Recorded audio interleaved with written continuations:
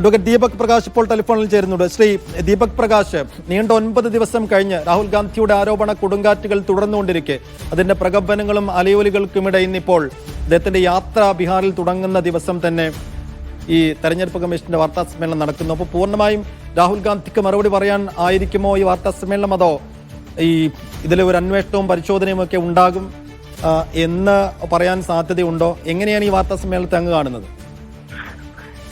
ഏതെങ്കിലും ഒരു രാഷ്ട്രീയ നേതാവിന് മറുപടി പറയാനായിട്ട് ഇലക്ഷൻ കമ്മീഷൻ ഒരു വാർത്താ സമ്മേളനം നടത്താനുള്ള സാധ്യത തീരെ കുറവാണ്. പക്ഷെ അതില് പൊതുജനങ്ങളുമായി ബന്ധപ്പെട്ടിട്ടുള്ള ഇപ്പോ നമ്മളുടെ പൊതുജനങ്ങളുടെ സംശയങ്ങള് ഉന്നയിച്ച കാര്യങ്ങളെ കുറിച്ച് ഏതെങ്കിലും തരത്തിലുള്ള വിശദീകരണം വേണം എന്നുണ്ടെങ്കിൽ അത് ചെയ്യാനായിരിക്കും. അതിനെക്കുറിച്ച് ഒരു ക്ലാരിഫിക്കേഷൻ നൽകാനായിരിക്കും ഈ വാർത്താ സമ്മേളനത്തിന്റെ കമ്മീഷൻ ശ്രമിക്കുക എന്നാണ് എനിക്ക് തോന്നുന്നത്. കാരണം ആർക്കെങ്കിലും മറുപടി പറയുന്ന രീതി അത് സാധാരണ രീതിയിൽ ഒരു കോൺസ്റ്റിറ്റ്യൂഷണൽ ബോഡി ചെയ്യാനുള്ള സാധ്യതയില്ല. ഇപ്പോൾ ഏറ്റവും കൂടുതൽ നമ്മൾ ബീഹാറിലുള്ള ഇഷ്യൂ ആണ്. ഏകദേശം 65 ലക്ഷം ആളുകൾ പുറത്താണ് എന്നുള്ള കാര്യം നമുക്കറിയാം. അത് എന്തുകൊണ്ടാണ്, എന്തിന്റെ അടിസ്ഥാനത്തിലാണ് അത് ചെയ്തിട്ടുള്ളത് എന്ന് വിശദീകരിക്കാനായിരിക്കും. അതോടുകൂടി തന്നെ സുപ്രീം കോടതി ഇതിന് വളരെ വ്യക്തമായിട്ടുള്ള മാർഗനിർദ്ദേശം നൽകിയിട്ടുണ്ട്. ആർക്കൊക്കെയാണ് വോട്ട് ലഭ്യമാക്കുക, ആർക്കൊക്കെയാണ് വോട്ട് ചെയ്യാൻ അനുവദിക്കേണ്ടത്, ആരൊക്കെയാണ് ഈ ലിസ്റ്റിൽ ഉൾപ്പെടുത്തേണ്ടത് എന്ന കാര്യങ്ങൾ വളരെ വ്യക്തമായി തന്നെ സുപ്രീം കോടതി വിധിയിൽ പറഞ്ഞിട്ടുണ്ട്.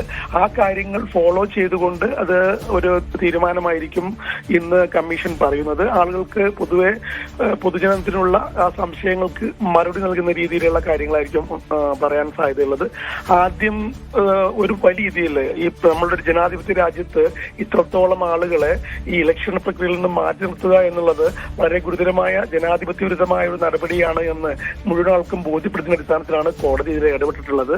കോടതി പറഞ്ഞിരുന്നു, നിങ്ങൾക്ക് ആധാർ കാർഡോ ഇലക്ഷൻ കാർഡോ അതല്ലെങ്കിൽ റേഷൻ കാർഡോ നിങ്ങളുടെ ഐഡന്റിറ്റി തെളിയിക്കുന്ന ഏതെങ്കിലും തരത്തിലുള്ള രേഖകൾ ഉണ്ടെങ്കിൽ ഇവരെ വോട്ട് ചെയ്യാൻ അനുവദിക്കണമെന്ന് വ്യക്തമായി ഇലക്ഷൻ കമ്മീഷൻ പറഞ്ഞിരുന്നു. ഈ കാര്യങ്ങൾക്ക് ഒരു മാർഗനിർദ്ദേശം നൽകുക, അതിനാവശ്യമായിട്ടുള്ള ഒരു നടപടിക്രമമാണ് നമ്മൾ SOP നമ്മൾ പറയാറുണ്ടല്ലോ. അത് സ്റ്റാൻഡേർഡ് ഓപ്പറേറ്റിംഗ് പ്രൊസീജിയർ ഇതിനെ നിർണ്ണയിക്കാനും അത് ചെയ്യേണ്ട കാര്യങ്ങൾക്കും സാധാരണക്കാരന് മനസ്സിലാകുന്ന രീതിയിൽ അവർക്ക് എന്ത് ചെയ്താൽ അവർക്ക് വോട്ടവകാശം ലഭിക്കാനുള്ള നടപടികൾ ഉണ്ടാവും എന്ന് വിശദീകരിക്കാനും കൂടി വേണ്ടിയായിരിക്കും ഈ വാർത്താ സമ്മേളനം എന്നാണ് എനിക്ക് തോന്നുന്നത്. അല്ലാതെ ഈ ഇത്രയും കാലം ഇലക്ഷൻ കമ്മീഷന്റെ നിലപാടിൽ നിന്ന് ഒരു പുറകോട്ട് പോക്ക് ഉണ്ടാവും എന്ന് എനിക്ക് തോന്നുന്നില്ല. എങ്കിൽ കൂടി ഇത് ഒരു നല്ല സൂചന എനിക്ക് തോന്നുന്നു. കാരണം ഇത്രയും കാലം ഒന്നും പറയാതെ എന്തെങ്കിലും ഒന്ന് പറയാൻ അവർ തുടങ്ങുന്നത് തന്നെ ഒരു വലിയ സൂചന തോന്നുന്നു.